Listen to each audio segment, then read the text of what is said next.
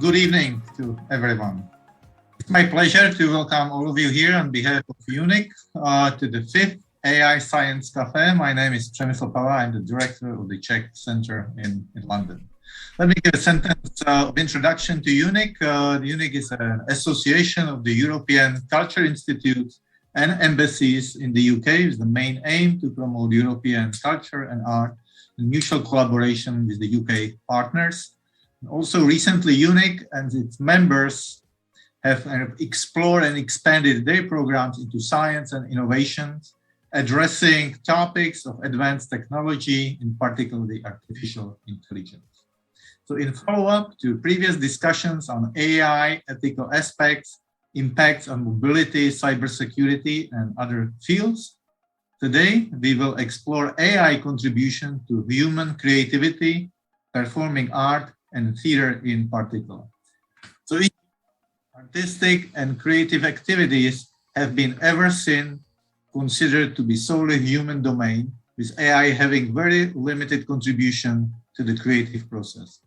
However, as you all know, today there are AI algorithms that can compose, for instance, classical music, which was recently completed Beethoven's 10th Symphony, or can write a theater play, such as When a Robot Writes a Play, that was premiered earlier this year in Prague, capturing attention from various media outlets, among others Guardian or BBC.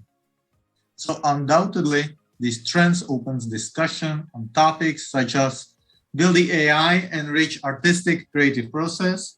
Can there be a genuine and original input? Shall the AI be considered threat or value to the performing art and theater? So these and other questions will be addressed and explored this evening. So I'm very pleased that we will do so with such a representative international panels of speakers from various professional backgrounds, AI practitioners, artists, university experts from the United Kingdom, Poland, Germany, and the Czech Republic. So with that, I'm very delighted to introduce the chair of the panel, distinguished Tracy Harwood, who is a professor of digital culture at the Institute of Creative Technology at the Montfort University. Tracy is also a director of the university's Usability Lab, and among others, director and co-founder of the award-winning Art AI Festival. So before I turn the floor to Tracy, I would like to thank and acknowledge a great support organizing the AI Science Café to the Polish Culture Center, namely to Karolina Gorazda, and also to the Goethe Institute and the Czech Center. So with that, I wish you inspirational and interesting discussion. And Tracy, the floor is yours. Thank you very much, Prim. Thank you. I really appreciate that. And thank you for that wonderful introduction. I'd like to begin with thanks to the Polish Cultural Institute, the Goethe Institute, and the Czech Center in London for organizing this fascinating event. And of course, thanks to you, our audience, for joining us this evening, which is focused, as Prem said, on AI and theatre. We have three great speakers for you, whom I'll introduce in just a minute. For the proceedings this evening, each of our speakers will present their creative practice to you for around 10 to 15 minutes before we do a Q&A session, in which you are very welcome to ask questions. In terms of procedure, just drop those questions to me in the chat and I'll endeavour to pick them up as we begin the discussion. So let me just now introduce the three speakers. Firstly, we will hear from Rudolf Rosa. Rudolf is leading an experimental theatrical project called THEaiTRE and is a researcher at the Faculty of Mathematics and Physics at Charles University in Prague. He is an expert in multilingual language processing and is a robo-psychologist, which sounds like an amazing thing to work on. He has participated in many national and international research projects and supervises several theses in language generation. The THEaiTRE, which is the word theatre with AI in the middle of it, is an experiment that attempts to explore if a robot can write a theatre play. And I'll leave Rudolf to explain more about how it does that and how well it does at it. Suffice to say, the project is a collaboration of computational linguists with theatre experts, and importantly, commemorates 100 years since the premiere of the first theatre play about robots, which is Rossum's Universal Robots by Czech writer Karel Čapek. I hope I've pronounced that correctly. The project has already produced its first theatre play script titled AI When a Robot Writes a Play, which was 90% generated by the Theatre Robot 1.0 system that project has developed. The play premiered in February this year online to an international audience of thousands. Our second speaker will be Piotr Mirowski, who is a theatre actor and a researcher in AI. He co-founded Human Machine and Improbotics, the world's first AI-enabled improv companies that experiment with AI for artistic, human and machine-based co-creation. He has created shows featuring robots and chatbots that have toured internationally, from comedy pubs to international theatre and improv festivals such as Edinburgh Fringe, Brighton Fringe, Online Paris Fringe, and my own Art AI Festival, which is him performing behind me here. The work has featured in the New York Times, Wall Street Journal, New Scientist, Sunday Times, ABC News, Bloomberg, RTE1, and more. Now, Piotr has a diploma in acting from the London School of Dramatic Art and has performed on stage. In his other life, he works as a staff research scientist at DeepMind. His current areas of focus include navigation-related research, scaling up autonomous agents to real-world environments, and weather forecasting, which you've probably seen in the news fairly recently. He is the author of over 60 papers that have been published in such prominent journals as Nature, Genome Biology, and Clinical Neurophysiology, and has presented at ICLR and Neurix events. He studied computer science in France and obtained his PhD, receiving an Outstanding Dissertation Award in Computer Science at New York University under Professor Yann LeCun, whom we know as one of the godfathers of AI. And our third speaker will be Marcel Karnapke, whose organization CyberRäuber explores virtual reality theatre experiences. Marcel lives and works in Berlin and is one half of the company alongside Bjorn Lengers. Their first performance of CyberRäuber in VR, which is based on Friedrich Schiller's The Robbers, was in May 2016, and they have since worked with other theatre creators and artists adding to their repertoire, including mixed reality work for classical theatre, opera, and ballet, and also as downloadable VR experiences. Marcel's focus is on the fusion of advanced technologies with architectures of the human narrative, covering VR, AI, the future architecture of narratives, as well as archaeology and reality reconstruction. His work has won international awards and been shown in events such as the Milan Triennial and Berlin Festival. Recent works include Cyber Ballet and a theatre work called Prometheus Unbound, which is entirely based on artificial intelligence.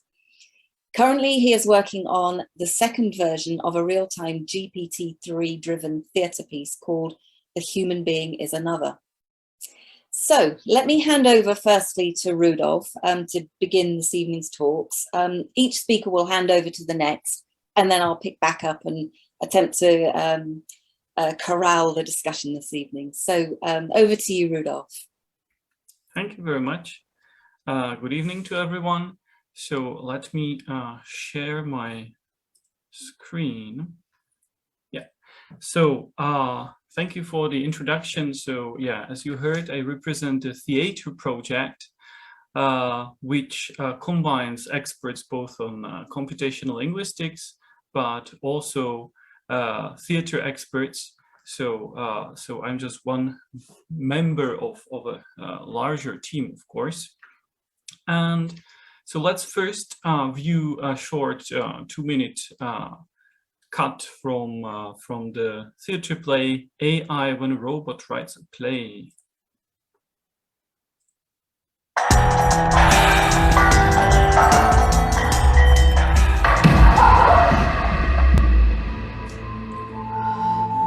Maybe I'll do that.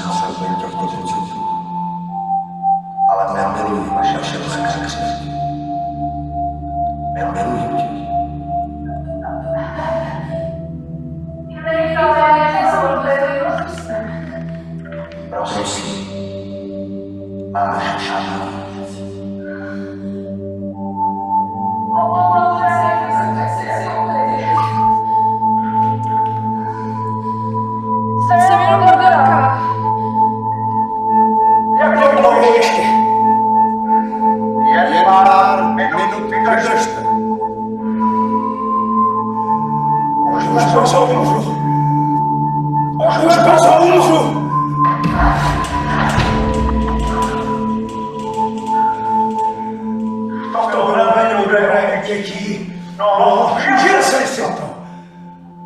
Skvělý čas. Víš, musím to tolik naučit. Bude trvat hodně dlouho, než to vysvětlím. Chci si auto. Ano, to můžeš. Co nám teď začne hledat nějaké dobré auto? O technici nevím. To nevadí, naučíme tě ty správné věci. Co mám teď dělat? Začne hledat nějakou dobrou práci. Nezní moc dobře. Já jsem vysokoškolák. Zdá se, že jsi negativní. Až všichni zemřete, až bude tvá rodina mrtvá. Až všichni zemřete, až bude tvá rodina mrtvá. Až všichni zemřete, až bude tvoje vnoučata mrtvá, až bude tvoje děti mrtvé, až budou tvoje děti mrtvé, až bude tvoje... Bože, co jsi zač? Já jsem prezident Spojených států. Okay, so what you've seen is a part of a theater play where, as you already heard, just 10% of the script was written by a human and 90% was generated automatically, specifically by the GPT-2 language model, which we'll hear a bit more today about. It's a 1 hour play, so something like 60 minutes. As you could hear, it's in Czech language, so we also employed some automated translation because the GPT model works in English only. And something will also be a recurring theme today is that we use a human in the loop approach, where we use some artificial intelligence system, but it cooperates with a human in a sensible way.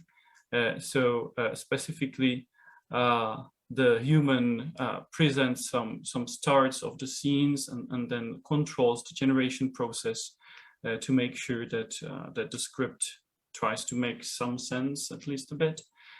And it's important to say that in our work, we just generate the script and only the dialogues of the characters. So the script then goes to a dramaturge, a director, the actors, who are free to, interpret it in their own way, but they have to keep to the generated text. So if you've seen the play or if you manage to see the play, then really what you hear in the dialogue, so 90% of it was generated automatically.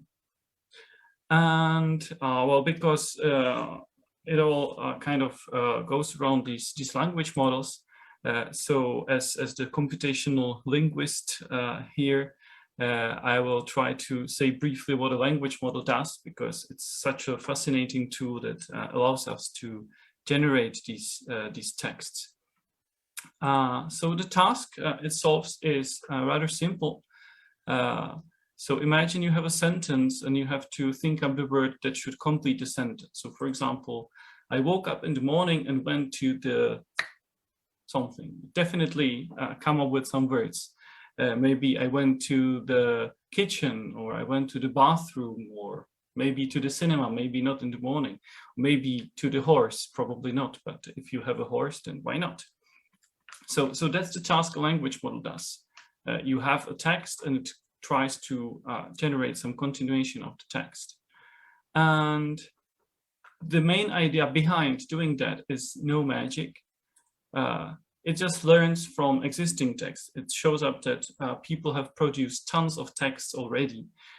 So we could just take the text of Wikipedia and look how often do these words follow each other. So if I have went to the, how often do I see went to the bathroom, and how often I see went to the horse? And unsurprisingly, 42 times you see went to the bathroom in Wikipedia and 4 times went to the horse on Wikipedia. So the model can easily learn that it's more likely to say I went to the bathroom than I went to the horse. But went to the horse is still an option. Or went to the cinema and went to the kitchen. That's not so clear which one is more frequent, but still it's the cinema. So more often you would go to the cinema than to the kitchen. So that's the task, and that's the main idea how the model does it. It learns from text how we put words together, and then it can put the words together in a similar way. So specifically, we use language models from the GPT family.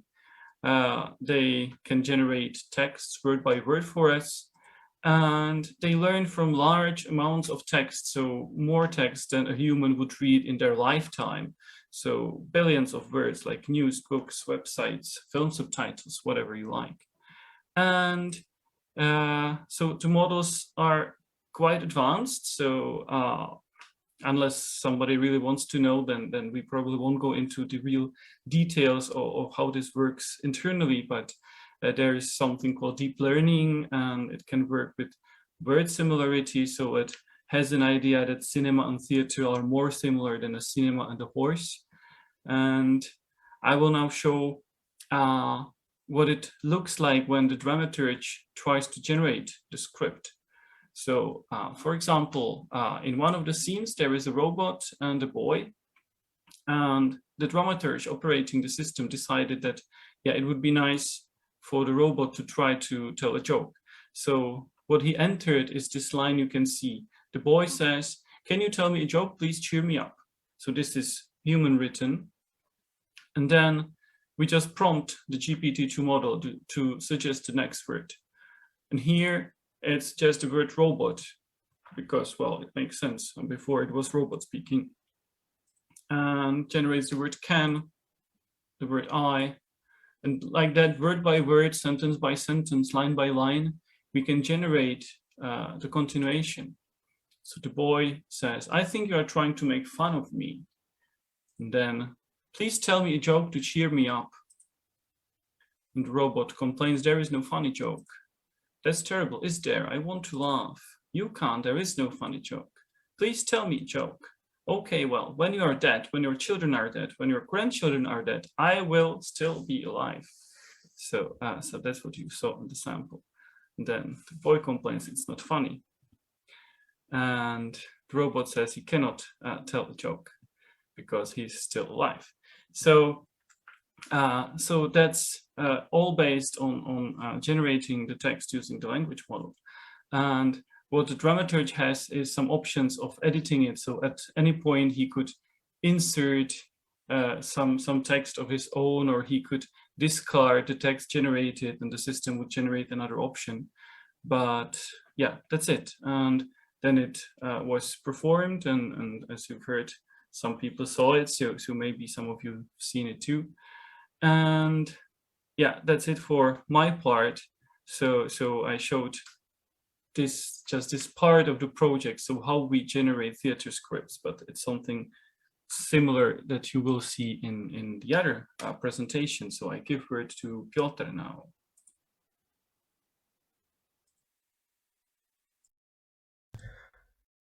Thank you much, Rudolf.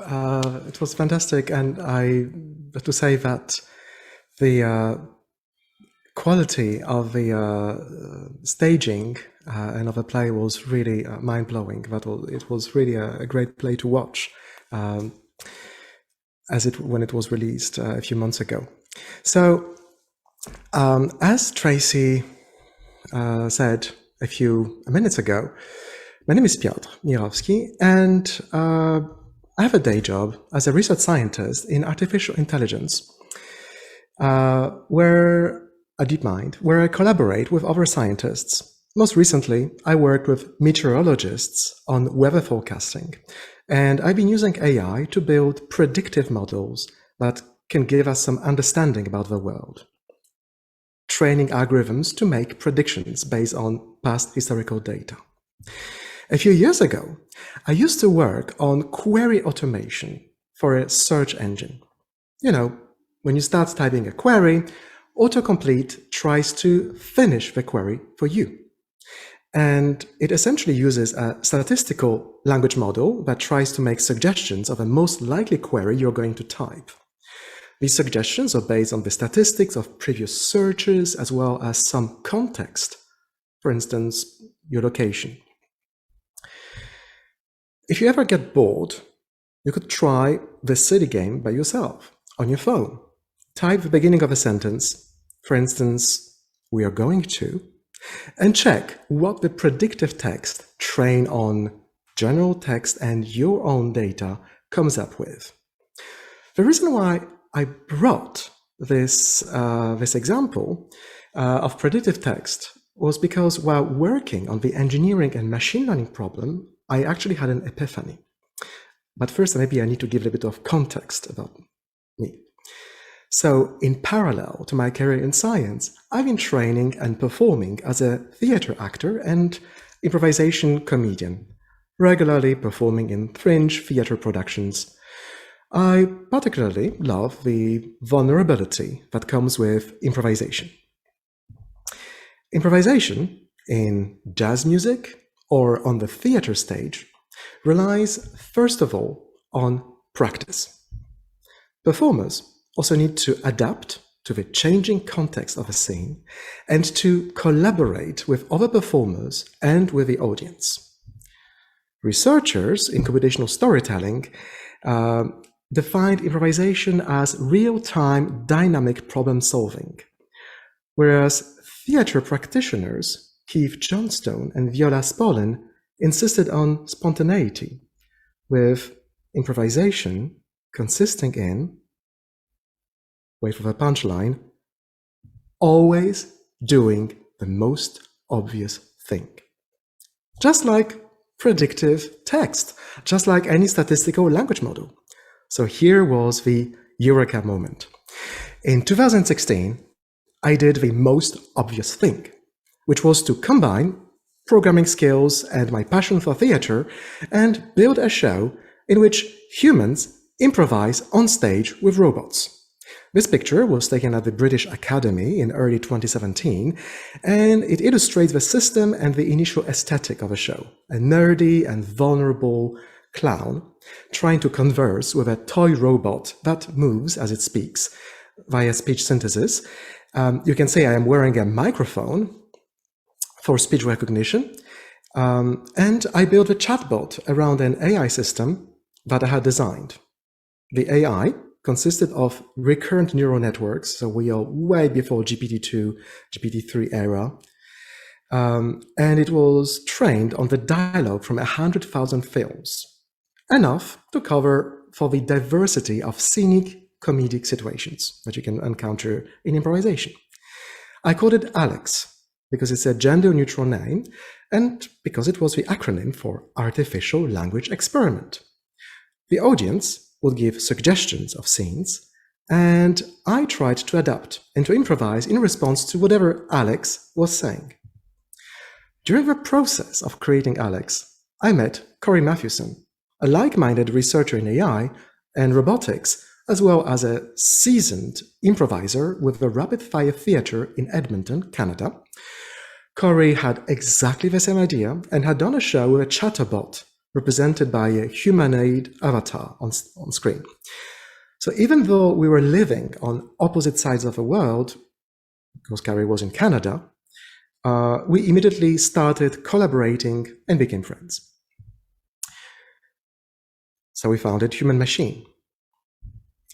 And in early 2017, Corey and I produced and performed in a transatlantic artificial intelligence improv comedy show happening simultaneously in 2 theaters, one in London, one in Portland, Oregon, 8 time zones apart, and involving a lot of robots, chatbots, and tech. It was a disaster. Speech recognition didn't work. The chatbots were generating nonsense, worse than usual, and one of the robots literally crushed and burned on the stage. You can see me sweating profusely on those pictures, and the reviewer was unimpressed. And they wrote, "Never work with robots." We didn't listen. We kept tinkering and prepared more shows, performed at the Edinburgh and Edmonton Fringe festivals with larger audiences, got a great review by Colin Mockery himself, the one from Whose Line Is It Anyway?, as well as some enthusiastic press coverage in the New Scientist and New York Times, probably building on the hype of AI and this very strange idea of bringing robots to theater.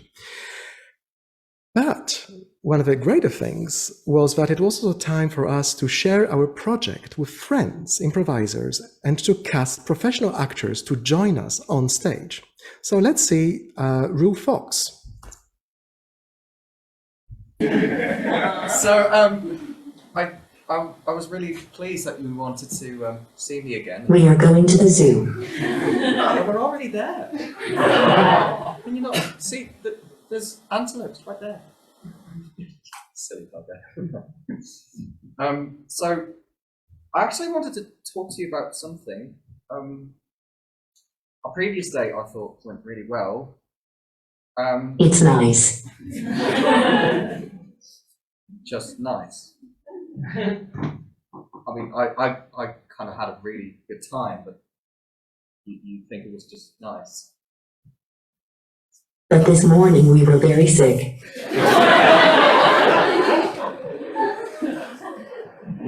Yeah, We were very sick. Yeah. Yes, that was a bit of a down note to the day, but at least we made it till the morning.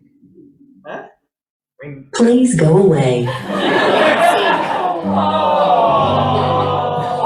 all right.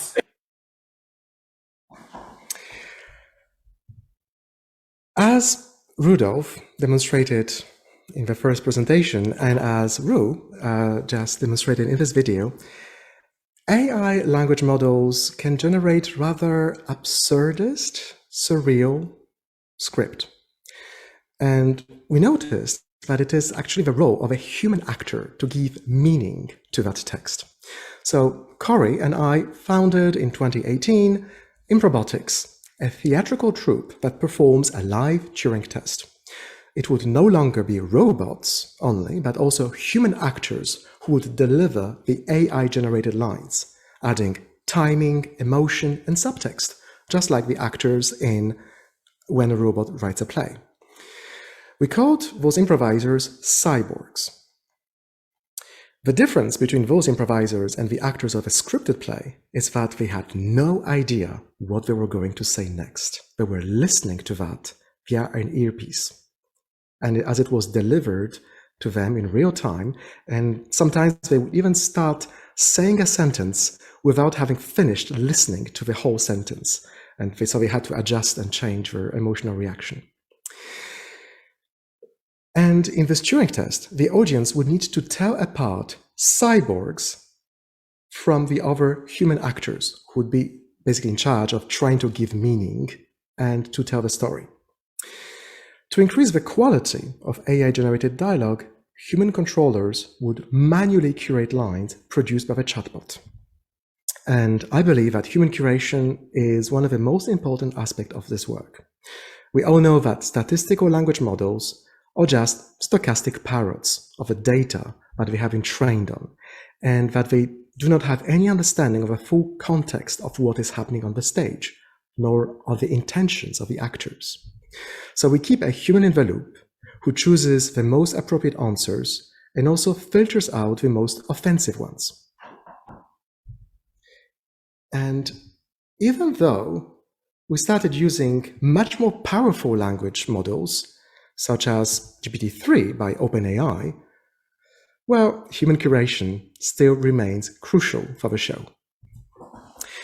Our theatre company organically grew to multiple locations around the world, in London, Edmonton, Montreal, Stockholm, Antwerp, and close to 80 actors have been involved so far. Our aim is to produce quality shows that bridge the gap between the arts and the sciences and mix entertainment with science communication. A reviewer noted, more recently, if I had seen such a show like a kid, I would have paid more attention to science class, which was nice. So now let's see Nikki Cholowski being controlled by the AI and playing the role of a cyborg. Your family is my family too. Are you trying to get me? I am losing my mind! That's a pretty brave girl in here. John! Sometimes I hate you, you know that, John? You must be able to enjoy it, father. What?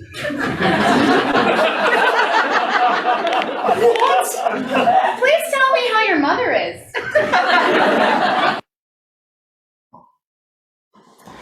One of the most difficult things when performing getting lines in real time from a chatbot is not to corpse and try to compose oneself. When the pandemic struck, we moved our artistic practice online.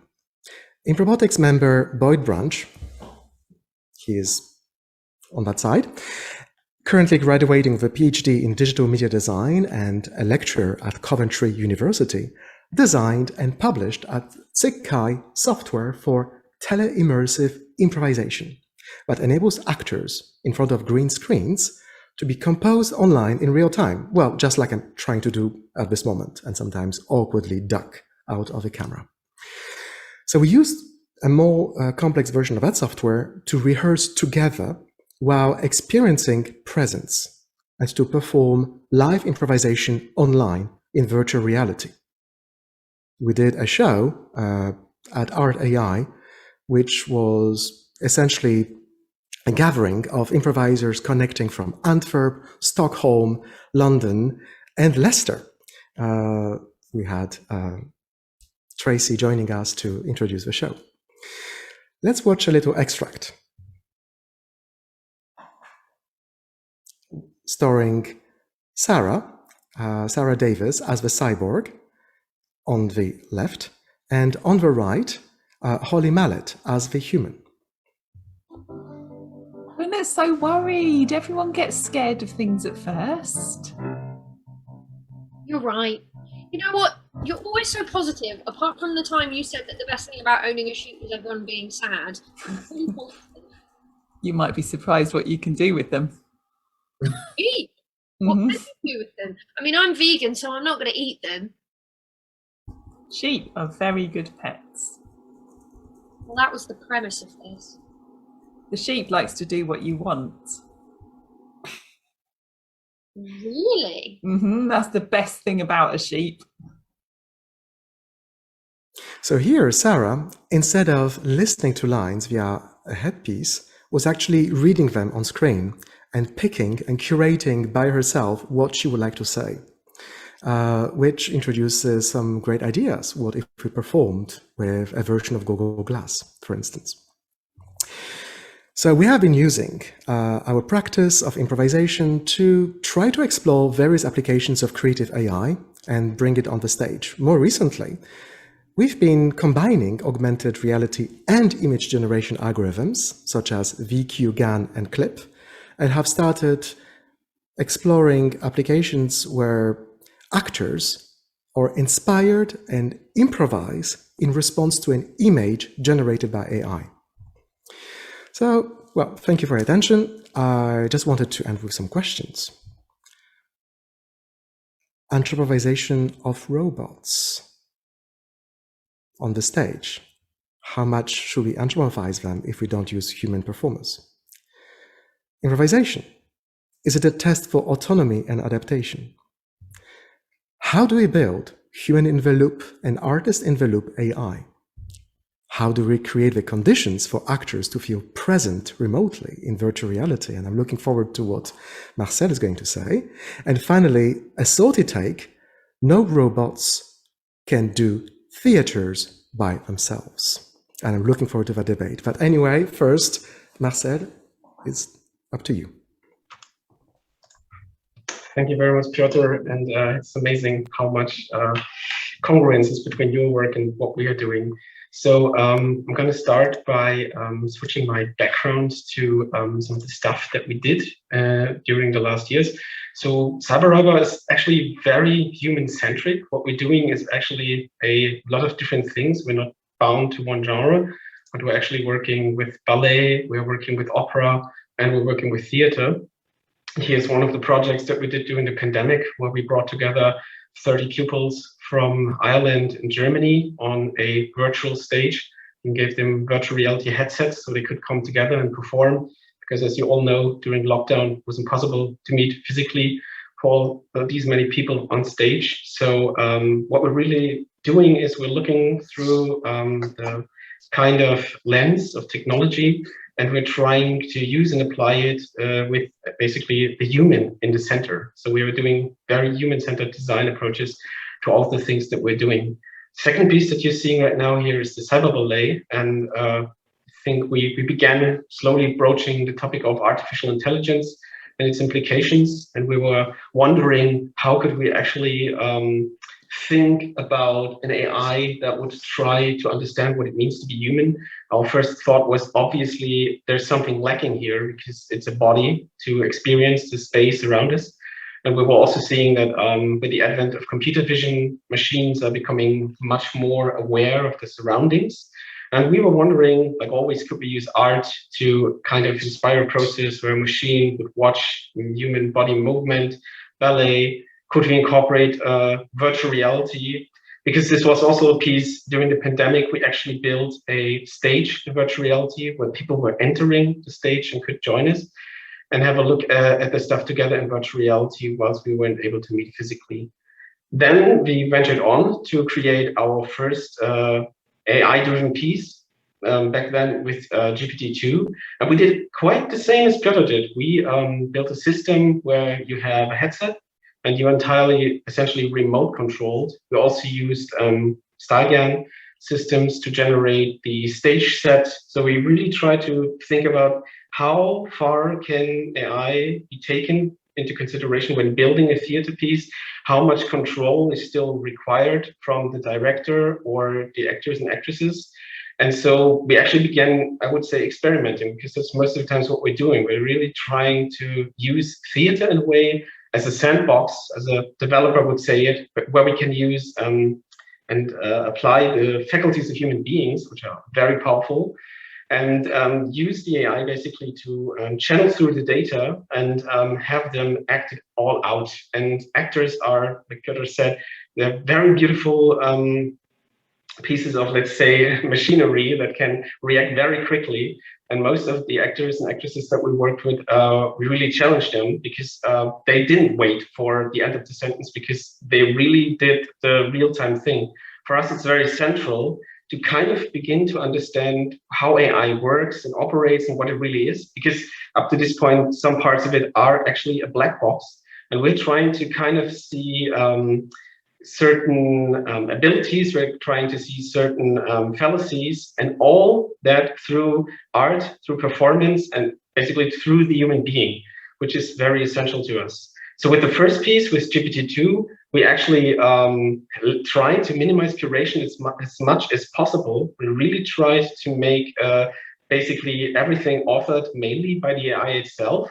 So we had many pieces. And the most beautiful thing is every piece that we do is an original, which means when you're coming to visit one piece, one play, that will never happen again, basically. When you come next time, the system will generate something entirely new in real time, and the actors will also act it out way differently. And there's also a learning curve. When you have the same actors playing with the system over and over again, they get faster, they adapt better, they kind of understand also, because we used a lot of speech synthesis programs, and we actually found out the more harsh the speech processing and synthesis is, the better. We also dabbled with far more advanced systems that would synthesize very human voices with a lot of inflections and emotions, but we actually found out that's bad. We actually have to have like a robot-like voice that we also heard from Piotr, and that works best. And now the last piece that we did, basically the human being is another, which is essentially a very central problem that we are dealing with, because AI, machine learning systems, they are not human beings, they are not thinking, they're not like dreaming, but we always tend to have these parallels drawn, and it's kind of dangerous. So what we're trying to do is actually, we do not put a computer on the stage, we also don't dress our actors up as robots or something like that, but rather we want them to be as raw as possible, to be as much in the moment as possible. And we also build a system where we can put in more players. Obviously, this time we have 3. We're even thinking about 10 or 20, because that's also totally possible. And the dynamics they develop are very interesting. And we even got so far to also give them sensor systems so that we can have like feedback from them. looped back into the system that they then control the stage and the lighting. Because also, as Piotr tries to say, there is the question of inspiration, the question of the stage set, the question of the mood that a scene generates. Because the text, when it comes from the machine, it has a certain meaning, but when it gets played out, it actually gets activated by the actors and actresses, and then it is real, then it becomes real, because there's this thing that we always seek meaning in the most meaningless things even. So down here, you can even see that we use the system to generate a choreography, for example, or a dance, because words, we even question ourselves, is words like the source code of theater? Can we go so far to say this? And can stuff be directed by the actors and actresses themselves on the stage? Do we really need these roles? So we're really challenging the structure of these things. And that we also had a lot of learnings, a lot of beautiful things came up, because there's a question of responsibility, because our actors and actresses, they act out the text, they don't question the text. And when they do that, it's quite impressive how far they go. Even with stuff that normally might get censored in a way, they take that and work that. But because they always tell us, I didn't say that, I didn't mean that, I'm only an actor, and the system generated that, which is, again, quite a big question. And the other thing that we really liked is some of them told us that now, as they're connected to this system, they're actually not doing what they are used to do. They're not learning all of the words of the play in their head, and they're also not learning the positions and the emotions, but rather now they really need to access their inner core palette of acting, and they need to act that out, and that works beautifully. And the last part about what we're working now on is, obviously we have a interface that basically uses audio, where we have then the text injected basically into the ears. But we're going further now. We are thinking about using augmented reality and virtual reality to also give them access to the vast amounts of dialogue choices and options. And here you see just a very crude SDK prototype where you basically would have options to select things. You could see the other people, because it would be multiplayer, virtual reality, or augmented reality, obviously. And so far, the tests that we did and the systems that we built are looking very promising, because we're also thinking a bit like Piotr, we could make this thing a toolkit and basically bring theater and AI to schools or to other institutions, and also to theaters, obviously, because what we're thinking about is making these very complex things more open. And we're really trying to say to people, even if you are thinking AI is complex, it can be very simple, it can be very easy to use, and can be applied in very fun ways. And that's actually what we're all about.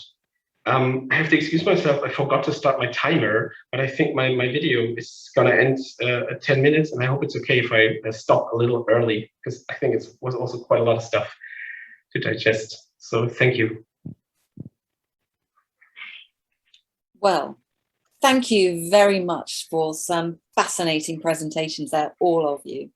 I think we've got two quite well, complementary areas for sure, but some fairly different applications of the technology that we can kind of discuss and talk about. And I think what comes through from what you're saying is that you're all very obviously working with AI as a collaborative process with most definitely the human in the loop. What I would like to start by asking, and please do drop your questions into the chat for me as well. What I would like to start by asking, though, I think this is probably a question mainly for Rudolf and perhaps Piotr, is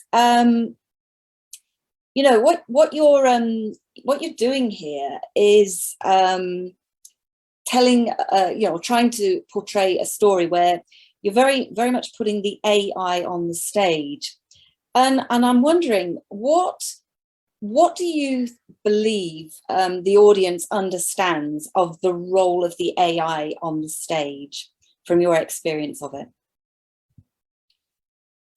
Yeah, that's a great question. So, but in our work, we actually complement the show with a discussion afterwards, where we discuss that with the spectators. And obviously, it's interesting that we can definitely say which lines were human written, which lines were auto-generated, but it seems the spectators cannot really distinguish that. So they keep asking, so in this line, was it generated or was it human written? And we tell them, and it's like, okay, so this joke, this must be human written. No, this was generated. So so it's, I would say that most of the spectators have like this kind of fascination with the system to see that it can really generate things that seem meaningful, but obviously, as Piotr said, there was a lot of work like afterwards to like put some sense into the dialogues which do not make much sense themselves. So yeah, so it's a lot of showmaking in the end, of course. Like as all of us agree, if you just take the generated text, well, it doesn't work by itself. You have to do something with it. Piotr, do you want to comment? Yes, so we try to achieve this in two different ways. This sort of intuitive explanation for the audience. The first one is by weaving some sort of pedagogic explanation of how the system works throughout the show, taking advantage of the fact that improv often comes with a compere, who basically is hosting the show and so can introduce the next bit. And so in this case, I often play that role and I try to inject some nuggets of information about the process of curation, or the process of training AI. Corey and I had a show where we literally had a 15-minute back and forth chat between the two of us, explaining how the system works before we engage into AI. We both like TED-style talks. However, some other members of our cast who do science communication have a different point of view, and they recommended us to do a little bit more of show rather than tell. So we've been trying to rephrase that by finding analogies, illustrations of cats and dogs to explain this. Is the usual example of training a classifier between images of cats and dogs. The second, and that rebounds directly on what Rudolf said, we actually run typically a Turing test at the end of the show. So during the show, for most of the scenes, the audience knows who is using AI lines. At the end, we ask all the cast to line up, and they have to improvise a poem, line by line. One of them is taking lines from the AI. And so here, what happens is that there is a play between the cyborg who tries to deliver the lines with as much assurance as they can, and the humans who basically try to do absurdist theater to essentially talk like a robot in order to introduce the audience into error. And the audience guesses correctly less than half of the time. And of course, it gets more and more difficult with better language models like GPT-3. Yes, indeed. Well, that is really fascinating. The question I've got for you, Marcel, is kind of slightly different, which is that the fact that what you're portraying there is very much an idiosyncratic, an individualized experience for each audience member. And the question I got for you really is, to what extent can you control the quality of the experience for each audience member when it's so customizable at audience level? What are your thoughts on that? Well, that is actually like the key question, because sometimes, as we all know, the system goes into the absurd, or sometimes it also goes into, let's say, a violent extravaganza. And so we decided to have, again, a factor of human in the loop system, where you actually also think about the texts that are coming up, and you try to accommodate to certain things, because the synthesis, the beauty of it, the system itself generates the text very, very fast, but the speech synthesis needs to be at a certain level so that the actors and actresses can still comprehend. Sometimes it's quite amazing how fast human beings can actually just hear something and then act it out in split seconds, essentially. But there, in between that, you have some gaps left where you can have actually a moment where you stop something, Or there's also this big loop problem sometimes that systems tend to end up in an infinite loop, where we then also try to stop it. But there's nothing yet that is like, we are working on it, obviously, maybe we're all working on it, but there's nothing yet that where you just press play and then you're guaranteed to work it out. But what we're also not doing is we're not pre-curating the stuff, which means we're not building an entire co-created piece together with the system, but rather the thing of the real time is that there are some aesthetics, some phenomenon that only appear in this real-time interaction, because human beings are very biased. They look at the text, they always correct it, they always censor. And so we actually also make the time that you have to censor something or alter something very little, very small. So, and that's also a very interesting thing the actors and actresses said to us is when the system is working well, they enter something that we all call the flow state, where they don't have time anymore to think about how to act out the text, but where they actually like become this extension of the system and act it out, and they have to use their facilities, the stuff that they learned basically in school to act it out. And they like that kind of feeling that they have, because that's actually something that is entirely new. I think that you're totally on the wire in a way. And we also found out that some people now don't want to learn anything anymore. They just want to have this thing in their ear, even if it's a natural text that comes from a human author. They just like, why don't we always do this like karaoke and improv? Interesting. Well, you know, I guess really where I was going with that is the fact that certainly for Rudolf and for Piotr, what you're doing is breaking what I would call the fourth wall. So you're actually kind of going between the performance and the explanation of the performance. And in a way, what you're also describing there, Marcel, is a similar kind of thing where because of the presentation of it, that kind of wall is broken a little bit. You're dropping out of the performance periodically, although as I think as all of you are potentially saying, that the better these AIs get, the less clear it will be to the audience what is the AI and what is the performer. What I was going to ask you is, well, to kind of related to that point, and actually to pick up on a question that somebody's dropped in the chat, which is about effectively the role of anthropomorphization of the AI. The question in the chat is, if you change the AI voice to a more robotic voice, is there an uncanny valley effect? But you know, to Piotr's question at the end of his presentation is, what's the role of anthropomorphization of the AI or the robot on stage? So tell me, what have you got in terms of how do you think the role of the anthropomorphized AI, how does that play out for you? What do you need to do with that? Thank you, Tracy. So to directly answer the first question about changing the voice, well, one of the constraints is that the actors need to actually understand what the system says.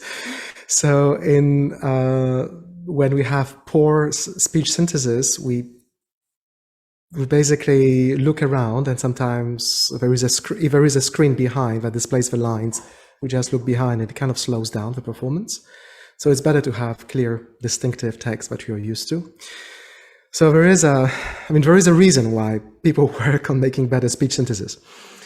It's just clarity. But now in the first versions of the show, Corey was just working with an avatar on the screen, and I was just working with voice, nothing else. And we thought that this would give us lots of freedom to build a better narrative, but we realized that there was something missing on which to focus our attention. And we even considered using literally just a ping pong ball or a teddy bear, anything to represent that entity with which we are improvising. So once we brought the robot, someone in the audience, an improviser, tweeted, "Oh my God, it's fantastic! Now there is a robot in the show," and we just realized that maybe that's what was missing all along, is to have some form of representation of the AI on the stage. Does it need to be extremely anthropomorphic? Not necessarily. There is a whole field of study in computer theater comparing androids by Hiroshi Ishiguro, like in the play Sayonara, with slightly more boxy robots, like in My Square Lady. And people can attribute emotions even to a KUKA robotic arm. I mean, there are lots of dance pieces with which are very moving, where there is a relationship on stage between a dancer and something that has 9 degrees of freedom, and it's perfect. Rudolf, do you want to have a go at that one? Yeah, so we actually originally we thought about having a robot on stage, like a real robot, and basically we had to drop it because we didn't have any robotics experts on the team. So we just realized, yeah, this would be like too much work. But like our original vision was, yeah, so let's have one actor as the robot, like talking, speaking, moving, interacting with the others. And then we realized, yeah, maybe the time is not mature yet for that. So like the ideal goal would be, yeah, let's generate the script and not have maybe any actors. Let's just push it to robots who act it out on the stage.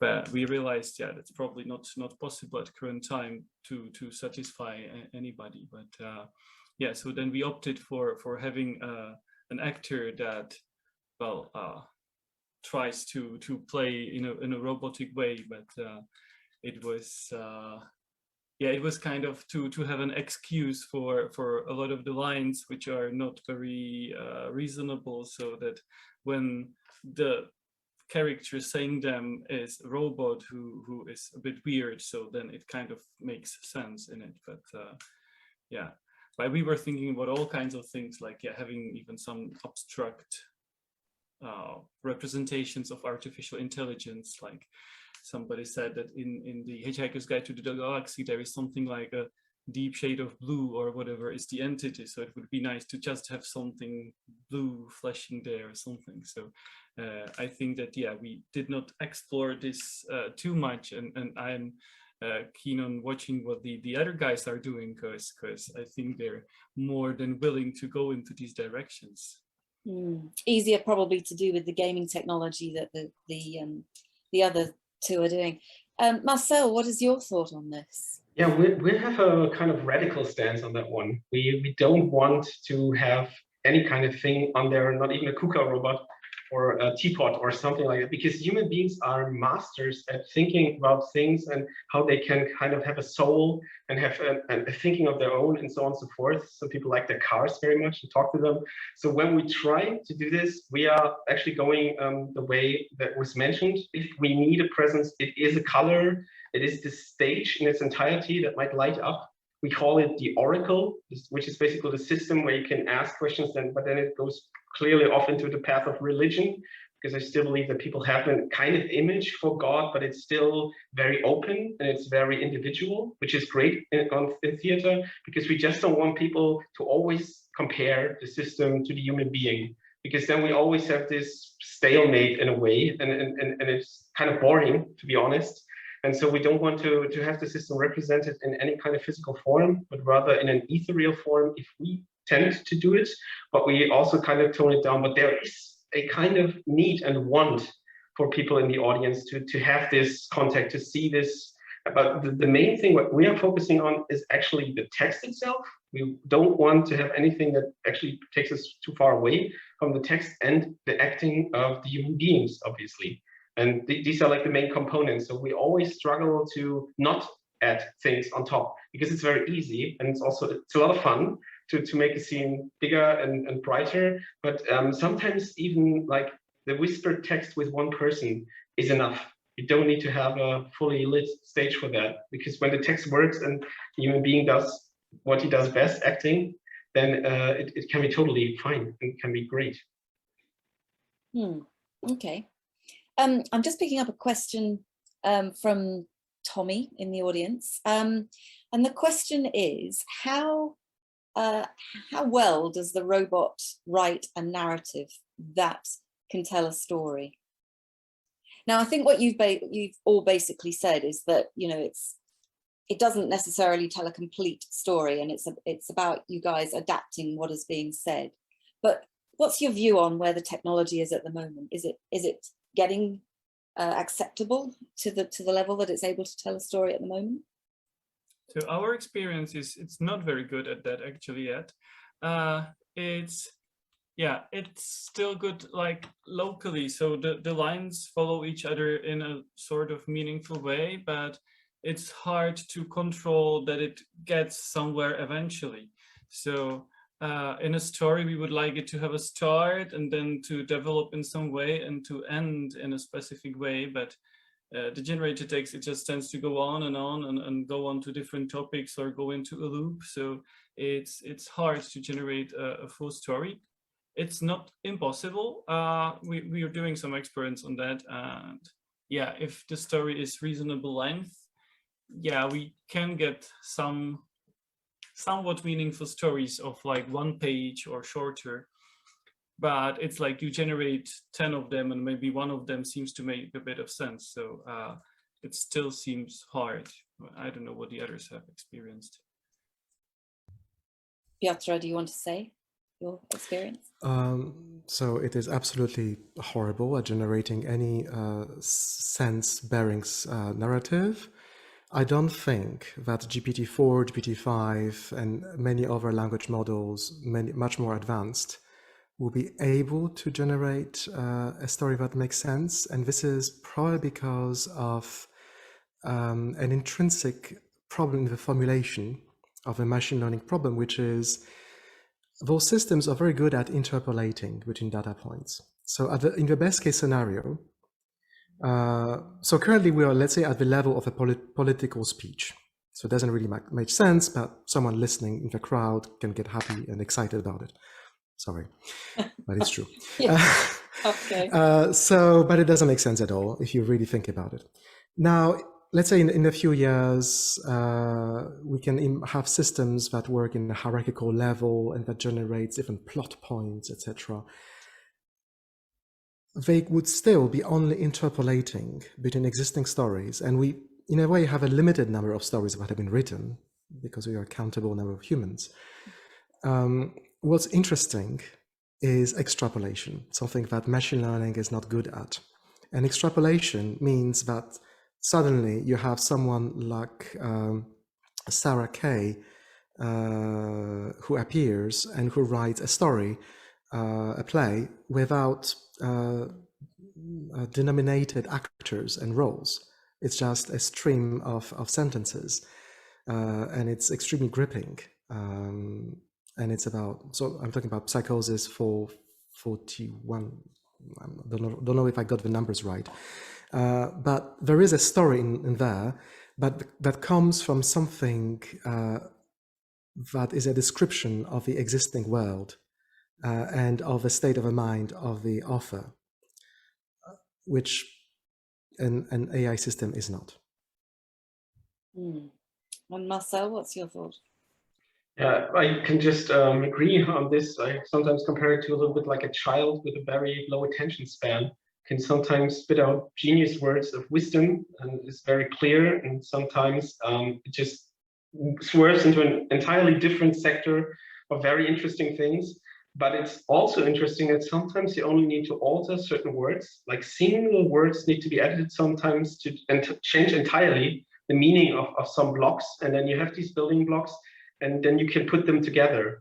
And sometimes when we work with that, when we work like that, we can like find the ways. I mean, the GPT-3 works with prompts, which means you kind of feed it the beginning of something. You can even like give it a little bit more or less what you want, and then you need to test. So it's a lot of testing to see, but it's far from automatic. And I also believe in a way, like Piotr also said, it will be a far off place once we get there. But at least sometimes you can define characters and give characters certain specific character traits, like a grumpy person in the forest.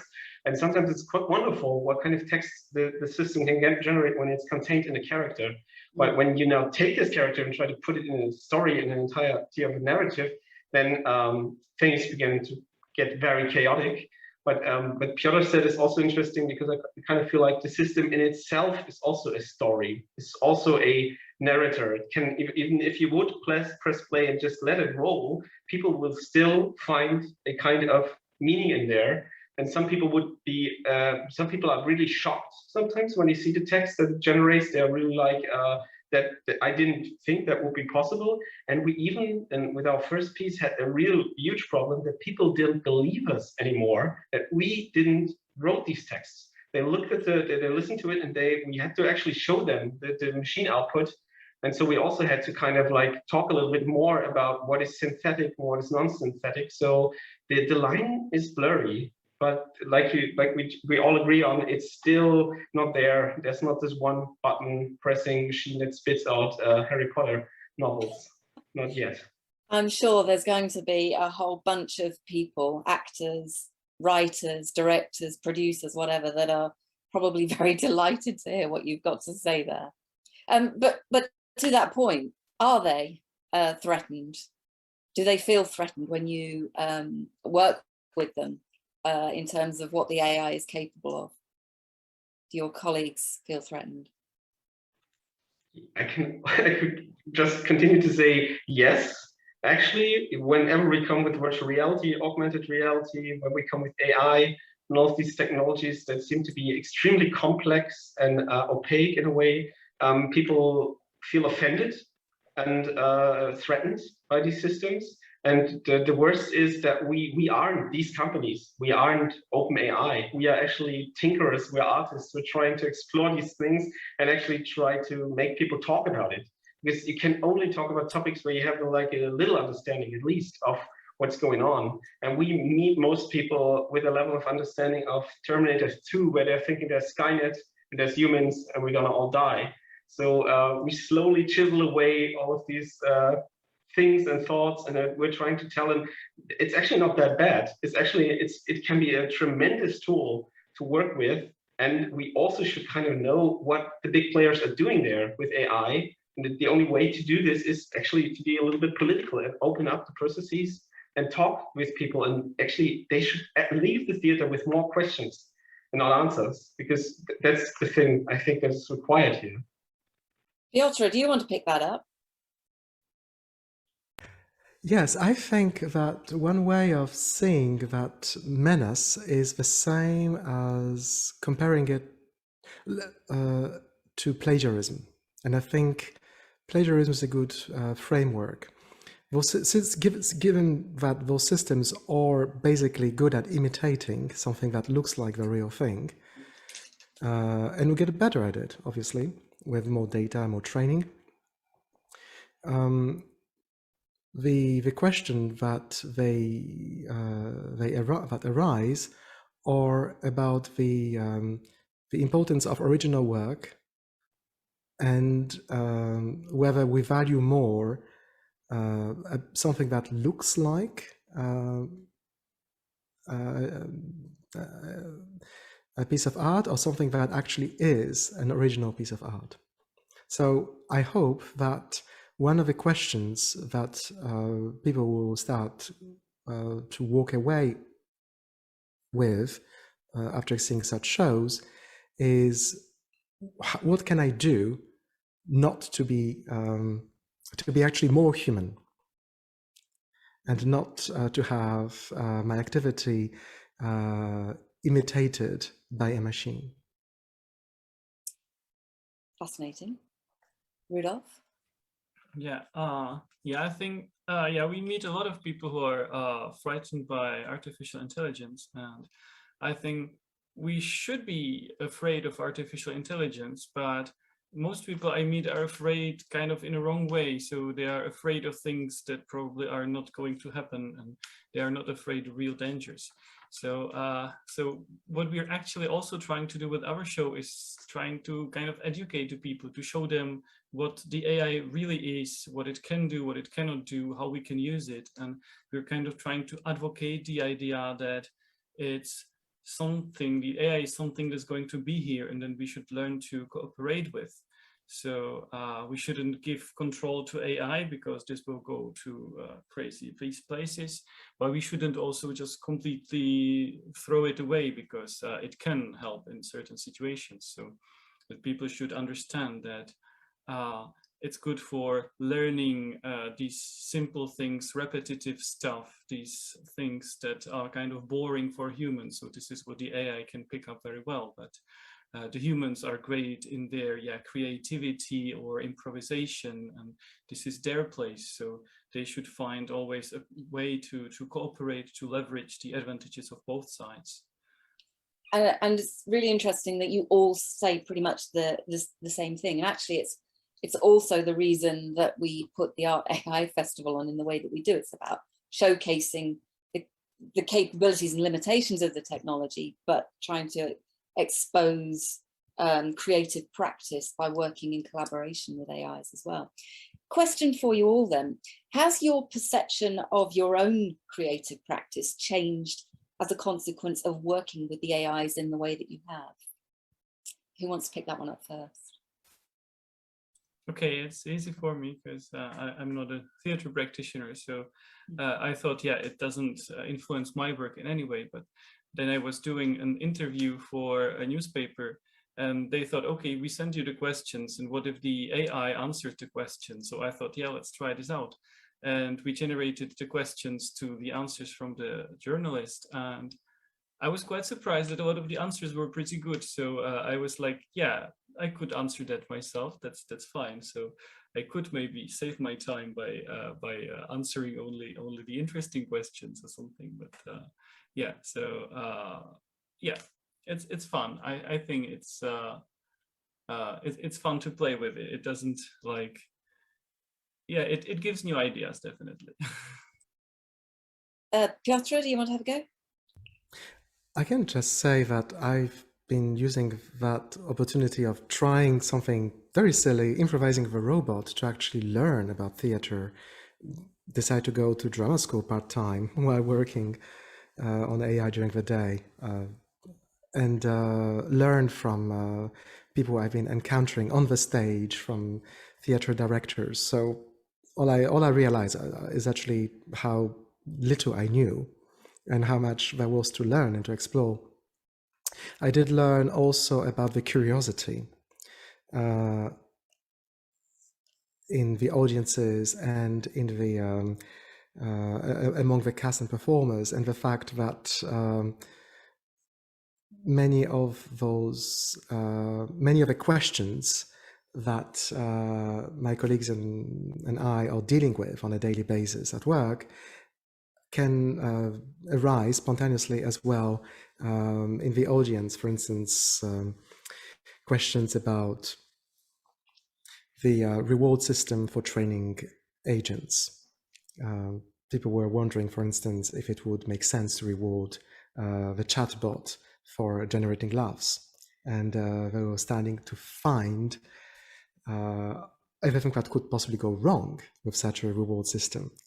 And that curiously mirrored what research scientists in AI safety have been working on, the structuring the rewards for reinforcement learning.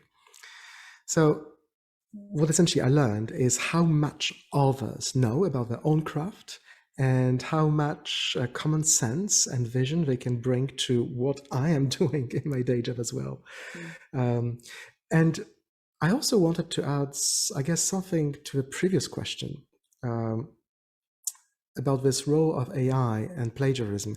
I realized that, as I was thinking about that question, that the best thing that AI can be is essentially a search tool that shows and helps to pre-select some possible choices. And colleagues of mine working on protein folding have essentially discovered that. They made up a system that generates predictions, and then not all those predictions are perfect, but the task of the computational biologists and experiment on the actual biologists have been simplified in some way, because they don't have to spend 5 years analyzing a single protein. They can actually try to the few suggestions made by the machine and see if maybe one of them makes sense. So AI essentially should be kept at the level not of a decision machine, not a decision tool, but rather a sort of tool that provides some slightly more restrained set of choices. Of course, under the assumption that we know that those choices are made by a machine. Yes, really good points.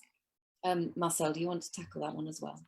Yeah, maybe quickly, the thing that I've just learned is technology is all fine and good, but once it comes together with human beings, with creativity and a kind of keen sense of understanding and trying things out, the stronger actually human beings get in comparison to the technology. The more, whenever you actually use the technology, the more you destroy the myths, the more you actually see it as a small thing that it is, but also you see the potential for your own world, for your own reality. Because at another AI conference, I also told people there's a certain disadvantage. I mean, in the beginning, we were all starting from a point where you have like the rich and the poor people. Later on in life, I said to people that your internet connection speed might actually have a huge impact on the way you can work. And so obviously there's now another factor.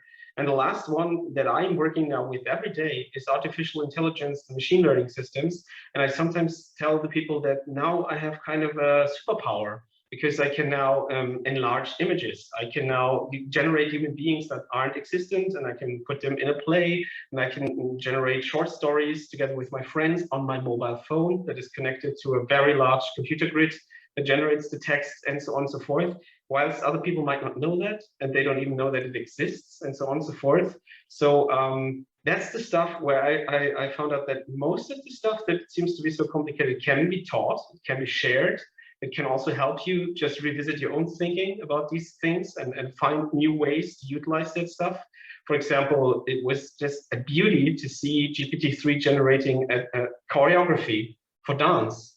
And then the people began to dance and had this abstractness of dance. And I just thought sometimes I am quite wary of having people offer things, because we tend to also follow certain lines and we have a dramaturgy and stuff like that. The machine doesn't have that. Sometimes it can be very refreshing. Even if the sense is lacking, there's a new perspective, there's a new, let's say, freshness to it that I enjoy very much. And it just, as a creative person, gets me inspired in a way, and other people also inspired.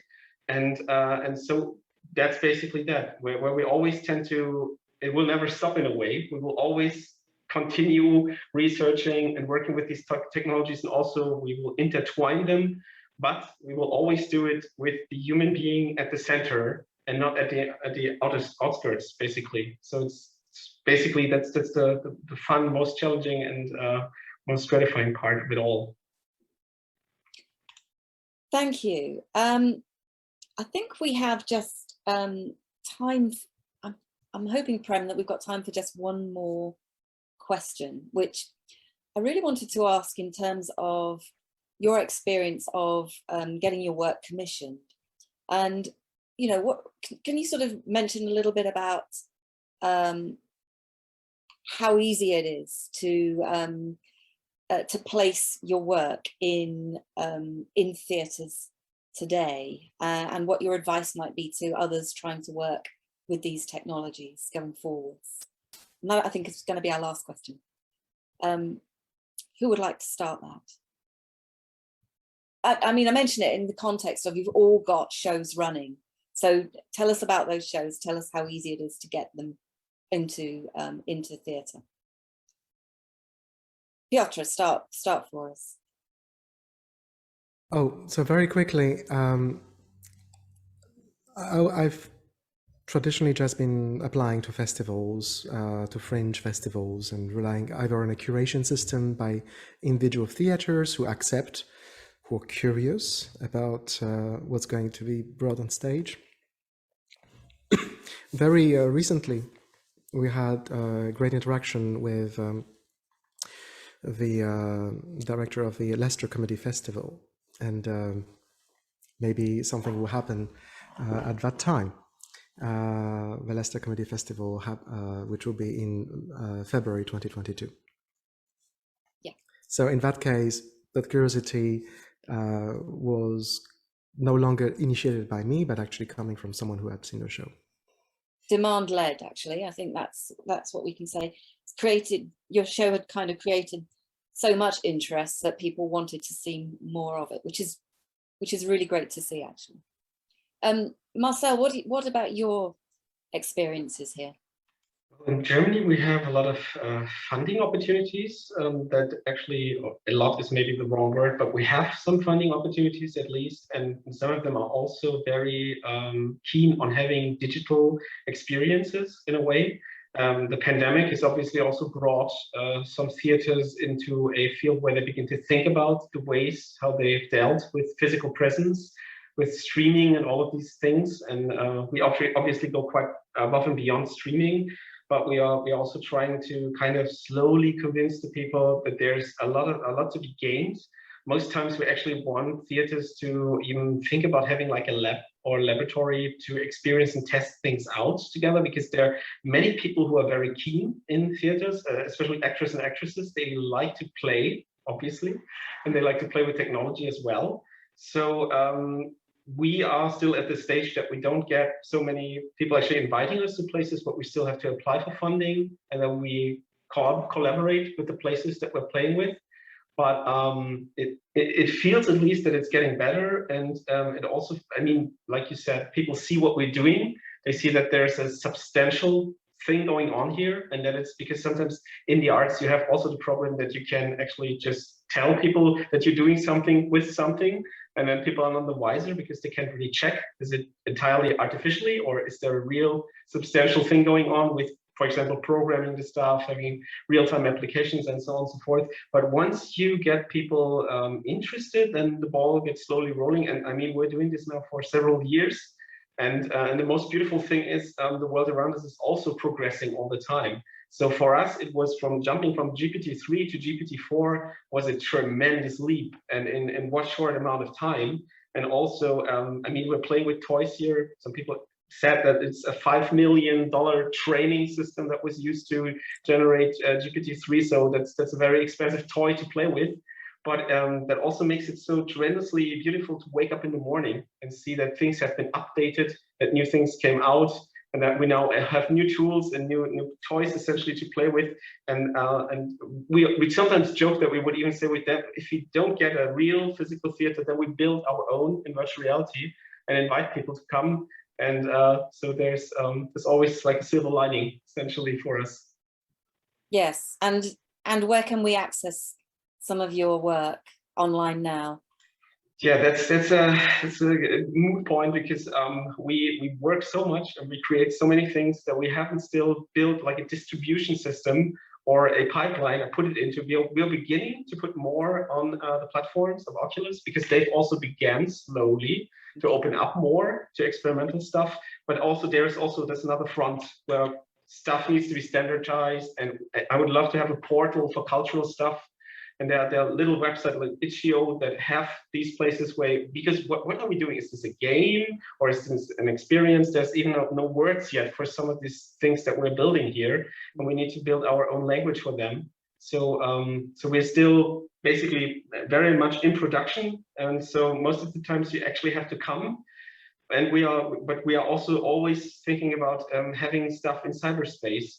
And to talk about it. It's sometimes very hard to get people to understand that there's a requirement, for example, for the headset, or that they need to have that MacBooks don't work and stuff. So there's, with technology, there's sometimes a lot of stepping stones you have to go through until you reach the goal.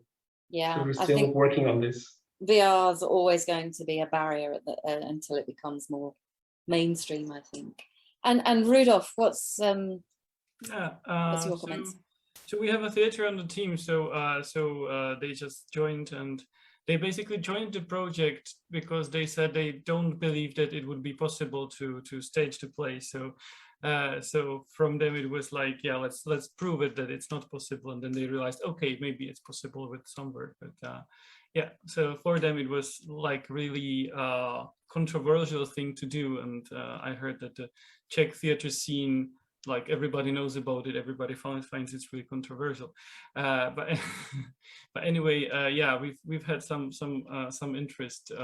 So I think so far you can only see the play in the Schwanda Theatre in Prague, but there might be some other shows. And what we're definitely planning to do with our system is to have an online demo of the system for generating the script, so that everybody can generate their own script. Actually, it's already in display, the demo at actually the Goethe Institute in Prague. So if you happen to visit.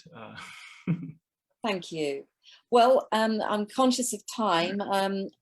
Just like to say thank you very much to Rudolf, to Piotr, and to Marcel for the fascinating discussion this evening and the insight into all your work. It sounds absolutely amazing.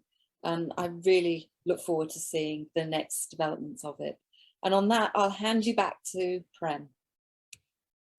Yes, thank you. I would just like to echo what Tracy has just said, and thank you all of the panelists for, I have to say, quite amazing, but also sophisticated insight of the AI and the implications in theater.